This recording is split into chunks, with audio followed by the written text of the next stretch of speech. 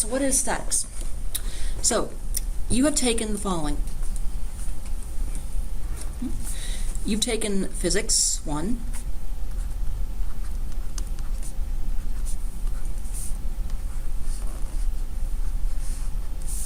you have taken, let's see, you've taken your calculus 1 and 2,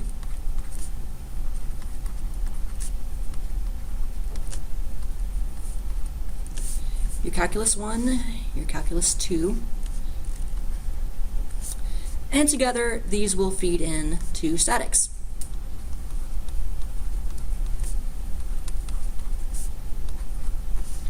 So where will you go from here? Well, so up to this point, all of the engineering majors have been together. You all take your common physics, your common chemistry, your common calculus, etc., etc. And up to this point, you have all been together. And you will remain together up through dynamics. So after this course, you go on to dynamics. So fundamentally, what are these courses? What differentiates statics and dynamics from some of the other engineering courses? Any idea? Statics is body at rest and dynamics is body in motion. Yes, this is correct. So statics are bodies at rest and dynamics are bodies in motion. Now, as you go on further, though, you will go on to courses, at least the mechanicals and the civils, will go on to a course called Mechanics of Materials, a course which both mechanical and civil engineers take, mechanics of materials, and also fluid mechanics. Again, pardon my bad handwriting. This is a certain learning curve, and I'm learning as I go. So, mechanics of materials. So, all of the engineering majors are remain together through this point. Then, so this is CE and ME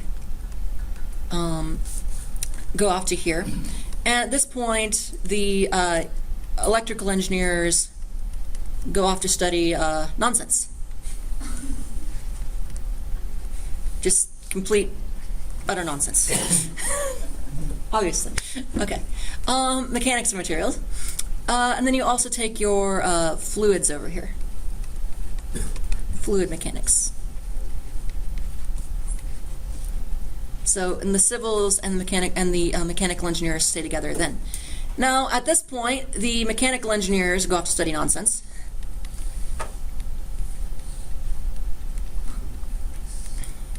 So this is sort of a degree plan flow chart. And then the civils will go on to study structural analysis, structures, steel, concrete, and all sorts of other happy things.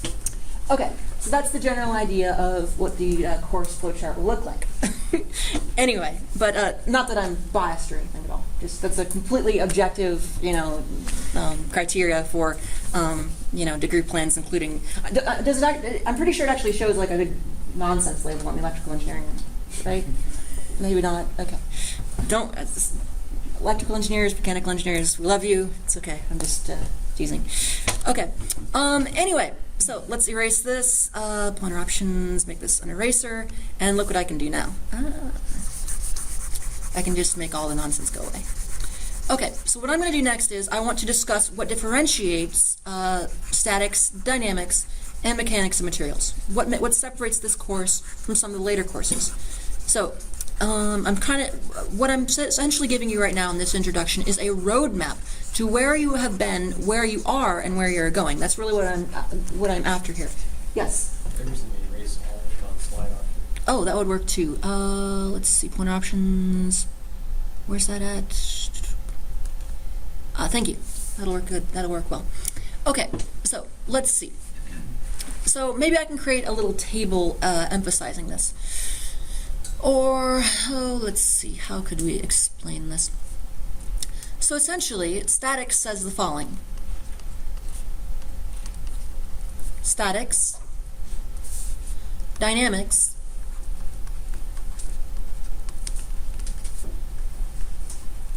and mechanics.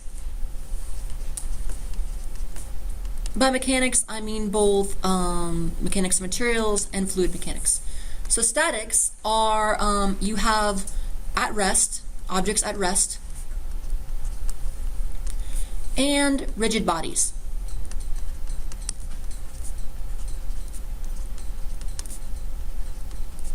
With dynamics, we get rid of the at rest assumption, and so we have moving objects, but we keep the rigid body assumption.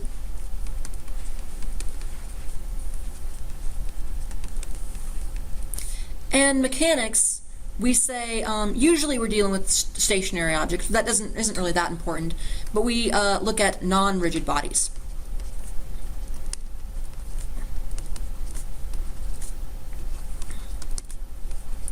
So essentially what we're saying is every time we abandon one of these core assumptions, we need to create an entire semester course to go through the implications of abandoning that assumption. So you start in physics with very simple assumptions, very simple models. You treat objects as point particles and things like that.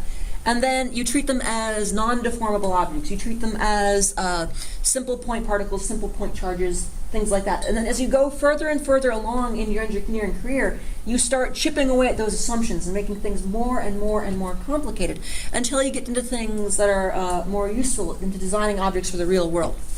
Okay, so let's erase this. So what do we mean by this? Let's discuss these two assumptions. So at rest. What does this mean?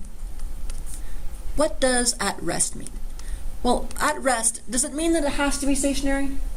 No, it can be moving at a constant velocity. Yes, it can be moving at a constant velocity. Can be moving at a constant velocity. Essentially, no acceleration.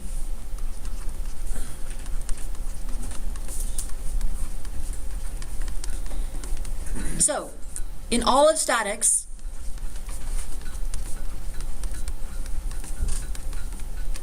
acceleration is 0.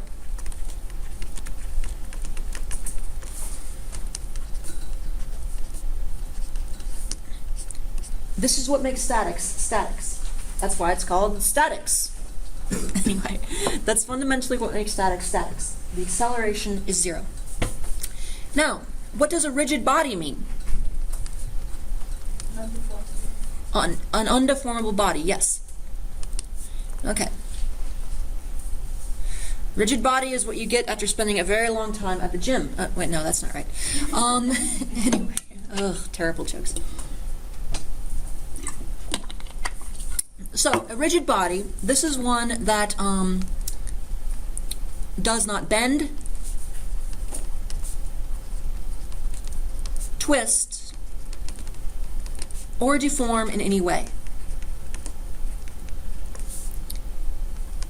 In any manner. Does not bend, twist, or deform in any manner. Effectively, now I hate to use the word rigidity because when you get to a mechanics materials course, you'll learn that has a very specific definition, but I'm just going to sort of abuse the term. The correct term would actually be modulus of elasticity, but I don't want to use that here because that's a bit too complicated. But you all get it. You all have a feeling for what a rigid object is, what rigidity means. Effectively, this means an object is infinitely stiff.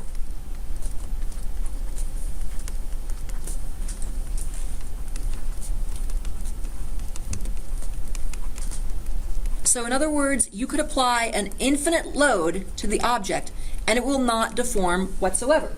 That is what a rigid body is. You can deform it and you can apply a load as an arbitrarily large load. You can apply any load you want and the object will not bend at all. Period. It will not bend whatsoever. Is such an object even possible? Is such an object even remotely? No, of course not. Such an object is not possible. You cannot have an infinitely rigid body. This is a fundamental impossibility. Every kind of object, under even the lightest of loads, will bend a little bit. When you enter the classroom and you walk across the room, the concrete under your floor is actually, the concrete floor under your feet is actually bending a little bit as it takes up the load from your body. So just walking across the room, just walking across the floor actually bends to take up your load. Even under the, yes, can you cause the floor to crack or collapse by walking across it? No, of course not. It's many times your body weight. The loads it's capable of supporting are much greater than your body weight, but it is not infinitely stiff. You cannot, now yes, you cannot, usually in building design, we will try to design our floors in such a manner that you will not be able to detect the deflection as you walk across it. But if you have very precise instruments, you can actually measure that. You can actually put very accurate strain gauges on a concrete slab, and you can actually detect the bending that a floor slab or a steel beam or whatever kind of building instrument you want will undergo just by the force of a person walking across it. So, is this a problem? I mean, we're gonna go through this entire class assuming impossible objects. Exactly, it's still meaningful. Okay, so ultimately all of physics, all of science, all of chemistry, all of engineering comes down to what? It comes down to models. So, let's see here. So all engineering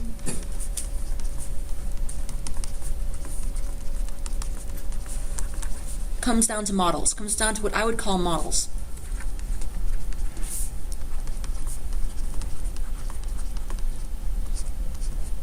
What are models? What might models be? What are, when we say, huh? Like a schematic or a diagram? A diagram, we could say diagram or schematic, but I'm getting something more fundamental. A model is something like, think of chemistry. Do you remember back in chemistry class where you learn the history of atomic theory? Where you learn, say, remember the plum pudding model? Remember the billiard balls model? Like all the, there were models at various points along the way to describe how atoms worked. And many of them were wrong. Many of them were flawed. But they were useful for certain applications. All engineering comes down to models. A model is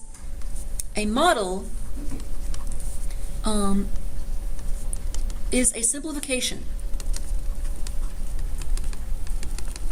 A simplification of the world based upon certain assumptions. Upon certain assumptions.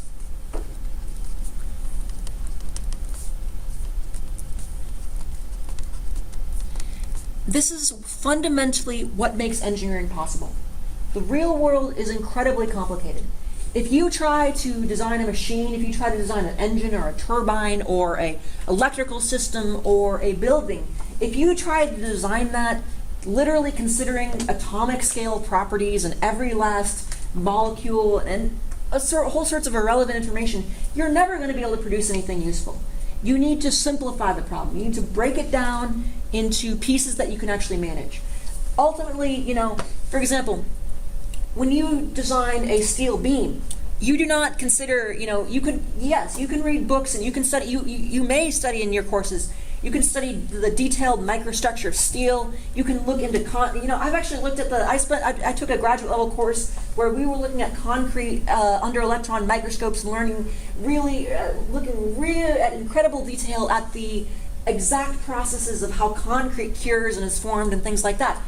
You can do that. You can study things at an incredible level of detail. You can study steel and look at all of the different phase changes that it can undergo, all of the different annealing properties that material can undergo, and the various strengths and ductility and all this kind of stuff that it can that it can develop.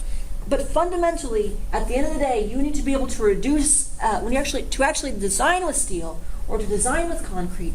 You need to be able to reduce that very complicated material down to a set of simple properties. Things like density, modulus elasticity, yield stress, things like this. You need to be able to take a very complicated system and distill it down to a set of finite properties.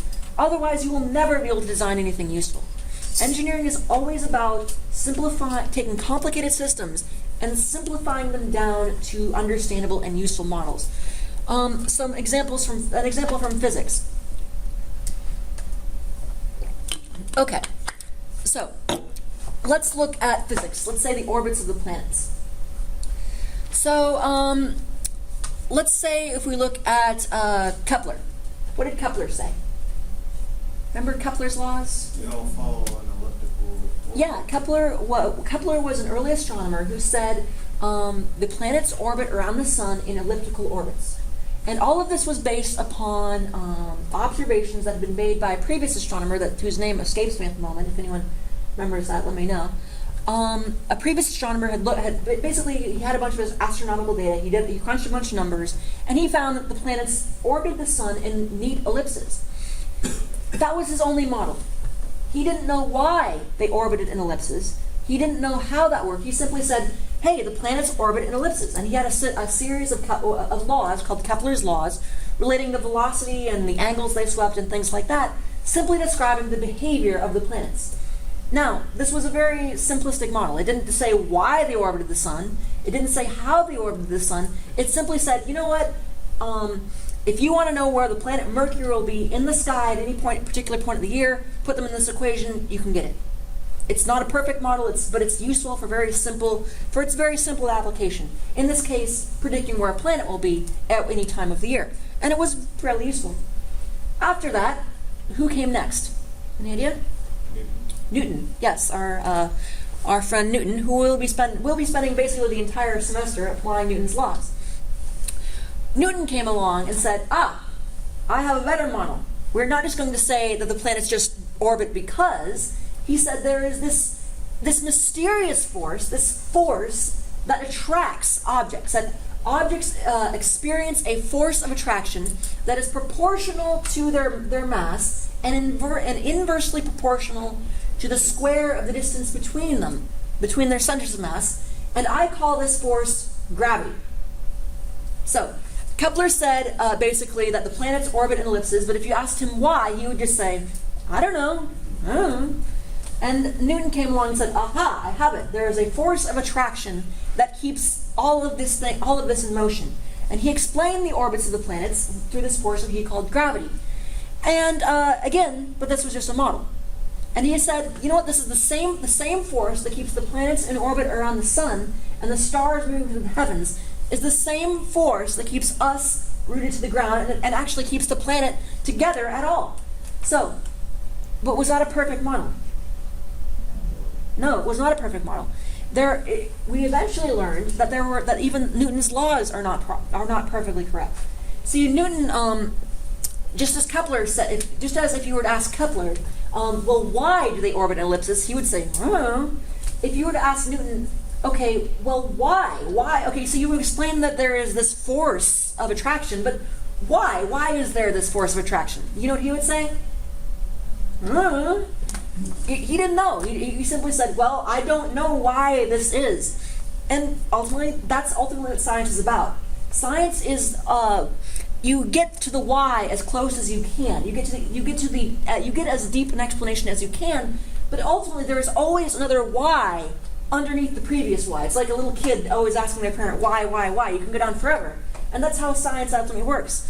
So, Newton came up with his model explaining gravity, but as for why that force exists, he had no idea. Who came along next? Einstein, yes, Professor Einstein, of course, the famous Einstein. And what he said was, the force of gravity is ultimately an illusion. There is not really a force of gravity. There is what we have explained as the force of gravity is really the curvature of the space-time continuum that results from the distribution of mass and energy within space-time. Now, to actually work through those equations requires a degree of math that is beyond me, so we will not be working through that in this class. You need tensor calculus for that, and I don't feel like brushing up on my tensor calculus. So let's not worry about that. But again, that was another model. And even that is just a model. So Einstein's theories of gravity are the best we have right now, maybe the best we ever get. But ultimately, even that is just a model. Because if you went up to Professor Einstein and said, okay, fine, you've explained that mass and energy curve space, but why do mass and energy curve space? You know what he would say? No idea. No idea whatsoever. It just does. So ultimately, it was just a model. All scientific and engineering theories ultimately boil down to models. We observe the world, we look at the world, and we come up with equations and models to describe them. So again, I know this is a bit of a rant into scientific theory and things like that, but ultimately all of engineering comes down to models. And so statics, yes, it's based upon a very, at some point it can seem like an absurd assumption to assume that we have this infinitely rigid body, which of course is impossible. If you had an infinitely rigid body, you could do all sorts of shenanigans with it. For example, you give me an infinitely rigid object, I can cause all sorts of trouble with that thing. Like, for example, you know how you probably heard that you can't communicate faster than light? You've probably heard that before, right? Well, with an infinitely rigid object, you could. Because, for example, if you consider like a classic example, there's a classic example question in in special relativity where someone would ask, okay, what would happen if I had a 2 light year long pole, metal rod or something, and I come along and I push one end of it? Well, in our common experience, if I push one end of a pole, the other end will seemingly move instantaneously. But in reality, that's not what actually happens. When I push one end of a pole, a wave passes through that object, causing the other end actually moves at a delay. And for a very long object, you could actually observe there's quite a bit of delay. The delay between pushing on one end of an object and when the other end of the object moves is actually equal to the speed of sound in that object. But if you had an infinitely rigid object, the speed of sound would be infinite in that object, so a change could propagate instantly through it. So you could effectively use that to communicate faster than light. I could just sort of like Morse code, tap on it with a hammer on either end, and I could just communicate faster than light. And if you really get into special relativity, you could see that I could actually use that to send a message back in time. I could do all sorts of shenanigans with that. I could probably use it to win the lottery. But anyway, I could cause all sorts of havoc with that. But yeah, so infinitely rigid objects would cause all sorts of fun shenanigans. But anyway, so but again, for our purposes, an infinitely rigid object is actually a pretty good assumption. See, even though that's completely impossible, for a lot of our general engineering applications, a infinitely rigid object is actually fairly good. In the sense that okay, let me show you something like this here. Let me show you why this is a fairly good assumption. So, we will study beams later on. We will study beams, and let's say I had a simple system here. This would be a beam with a pin and a roller on either end. Now, as far as what a pin and a roller are, don't worry about it. We'll get there. But suffice to say, there's going to be a vertical force on this end and a vertical force on this end. Now, so this load is going to cause a certain amount of load at this point and a certain amount of load at this point. Now the question is, using statics, we will learn how to calculate, okay, how much load is supported here and how much load is supported over here. We will learn how to do that. And it's not actually terribly difficult. We'll be able to figure that out fairly quickly with this. But we are doing that assuming a perfectly rigid object. But in reality, that's not actually how it happens. If you were to calculate this out to a very high degree, you would find that yes, this actually does deform a very small bit, exaggerated like this. If it's going to bend down, and this is definitely exaggerated. It's definitely going to bend down a bit like this. But in reality, this change in height here is incredibly small. It's a tiny, tiny, tiny, tiny fraction of an inch. This beam might be 30 feet long, 20 feet long, 10 feet long, and this delta is a tiny fraction of an inch. So if you actually look at now when you study mechanics of materials, you may find that this bending will actually cause a slight, ever so slight change in how the load actually distributes. So the rigid body will actually behave slightly differently than a non-rigid body, but the actual change in the loading is incredibly small. It might be 1/100% difference between them. So in reality, the rigid body assumption is fairly good. So anyway, All right. Any questions on the assumptions of statics? So again, the assumptions of statics are twofold. We have the assumption of a rigid body, and we have the assumption of a systems at rest or at constant acceleration. Anyway, so there's that. All right. Any questions on that basic theory? Okay, fairly straightforward. Okay, erase all. All right, so hopefully this is working. Now, we do need to be aware of a few things. So one last thing I'd like to look at is, of course, Newton's laws. And then I would like to talk a bit about units. So, as I mentioned, all of this class is fundamentally built upon Newton's laws. So, what are Newton's laws? What is Newton's first law? The resulting force acting on a particle is zero. Ah, yes.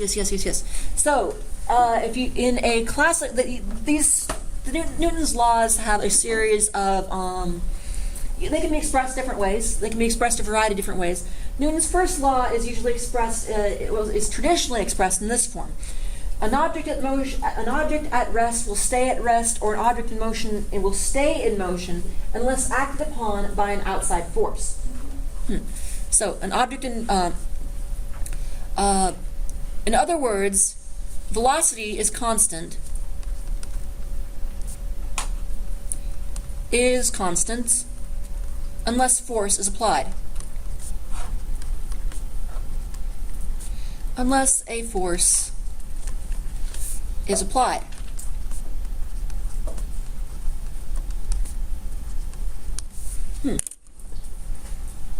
Does that make sense? Is that intuitive? No, it's not. It's actually not intuitive at all.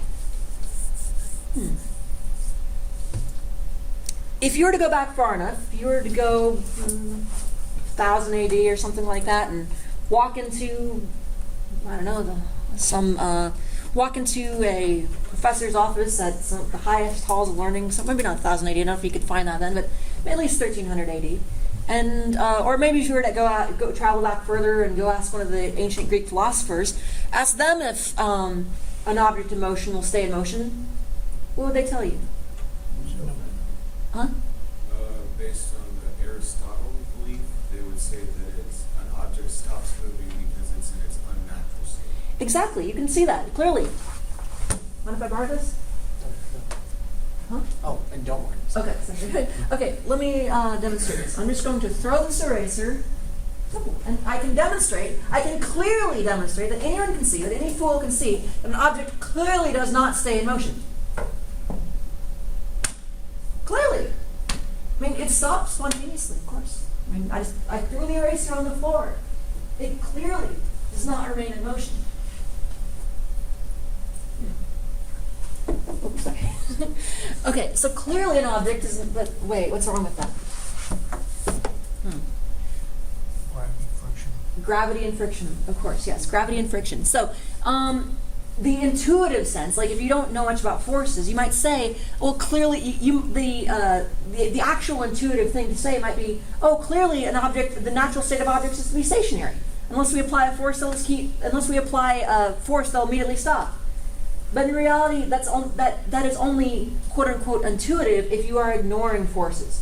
If you are ignoring forces such as friction or gravity or air resistance or normal force or anything else.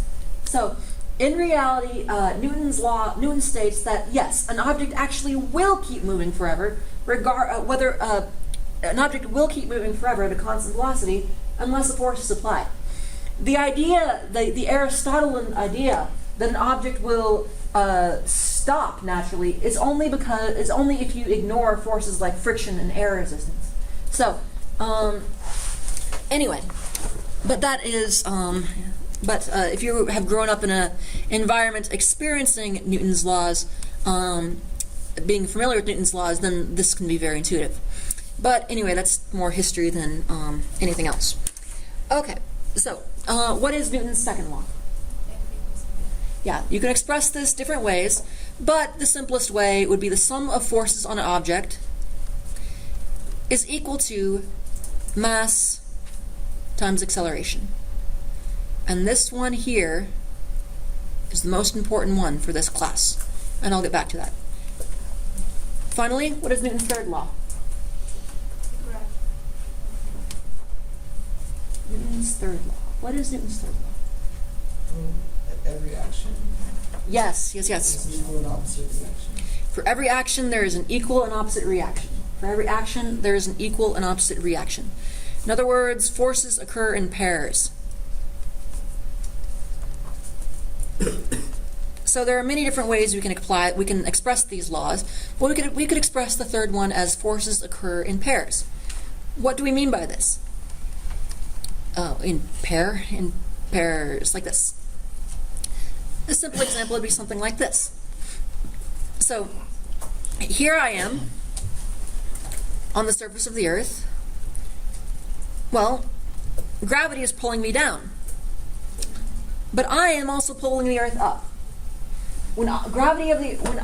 Clearly the gravity of the Earth pulls me down, but I also generate a force of equal magnitude in the opposite direction, pulling up on the Earth. So forces occur in equal and opposite direction. Now, that doesn't mean the accelerations are equal and opposite. You can actually do a very simple calculation where you ask, okay, if I jump up and then I jump half a meter high, how far does the Earth move? Well, you will find that the Earth, if you do that calculation, you'll find that the Earth moves something like a distance that is orders of magnitude smaller than the diameter of an atom. The Earth theoretically moves a tiny bit, but even then, that's assuming the Earth is a rigid body. So yes, in theory, the Earth would move a tiny, tiny bit, but in practicality, the mass difference between me and the Earth is so incredibly small that the Earth's motion is essentially zero. But it does move an ever tiny, tiny bit. But anyway, so these are Newton's three laws, and you've learned these from in your university physics class. You saw this in college. You saw this in high school physics. Maybe you probably even saw this in middle school. But anyway, the big one. This one isn't so important for this class. This one's more important for dynamics. The second law is the really big one for this class. It's one it's the one that we're really going to be applying the entire course. And this one here is going to be used a little bit, especially when we deal with reaction forces and etc. So let's move on and talk about Newton's second law a bit. So, Newton's second law. Sum of forces equals mass times acceleration. Sum of forces equals mass times acceleration. Now, in statics, what we do is we say this equals zero. Why? Because this is statics. Because it's statics. I know that's definitely circular logic, but that works. So yes, we are saying that, like I said in statics, an object's velocity is constant. It's either at rest or its velocity is constant. In statics, acceleration is zero. So therefore, this side of the equation is equal to zero. So the sum of forces are always going to be equal to zero on an object. This is going to be universally true in statics class. In dynamics, this won't necessarily be true. In mechanics, either in mechanics of materials or fluid mechanics, it will be sort of true it'll be either true or not true depending on your application. But throughout this entire class, we'll have a sum of forces equal to zero. Now, so ultimately what we're trying to do, so at first it seems, well, sum of force is zero, force is zero. We're good, everything's zero, right? No. Ultimately what we're saying is, the key here is this sigma, this sum. So this is the real key. F1 plus F2 plus F3, etc. equals zero. This is where what we're really after. All of the forces acting on an object will be equal to zero. The vector sum of all of the forces acting on an object will be equal to zero. So fundamentally, what statics can sort of be said is, if I were to describe statics succinctly, I would describe statics as the study of the way forces interact and distribute upon objects. That'd be a way you could sort of define statics. Statics is the study of the interaction and distribution of forces.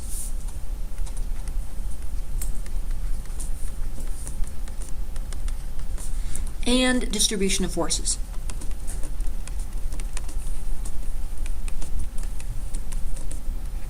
Of forces.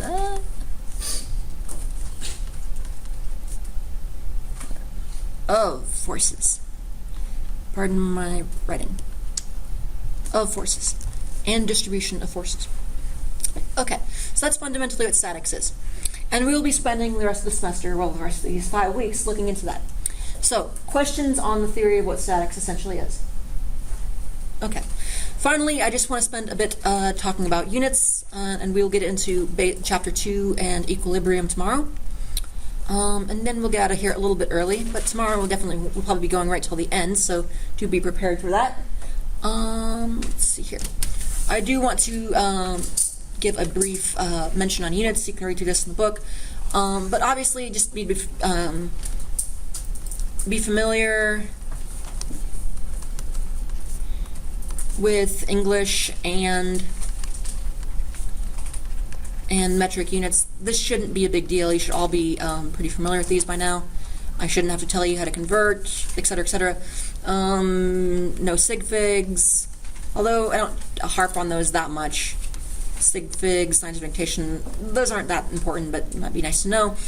Obviously, 2.54 centimeters is 1 inch. That's your big conversion. Know how to work with all of your SI prefixes, etc., etc. There is only really one unit that you might not have heard of before that I would like you to be aware of. This is kind of this is something you've probably never seen before, but it will be used a lot in statics. And that is this. I'm teaching you a new unit today that you may not have seen before, and that is something called a kip. 1 kip equals 1,000 pounds. So that is, maybe, that might be the only new thing I'm teaching you today, but that's okay. So, make sure you know this. This will be needed on, I don't know, maybe something that might pop up on a quiz. You never know. 1 kip equals 1,000 pounds. Nice to know. All right, so any questions on where we are, where we've been, where we're going, etc., etc.? Okay. If that's it, I think I'll let you go today. Tomorrow, I thought we'd get out a little bit early today. I just wanted to cover just a brief introduction on what's basically. I just wanted to give you the introduction to the syllabus, the course introduction, and sort of a lecture on what is statics. And tomorrow, come in, be sure to be here bright and early tomorrow, 11:30. We will be getting right into the theory of statics of particles. So, I will see you all tomorrow at 11:30, and as always, thank you.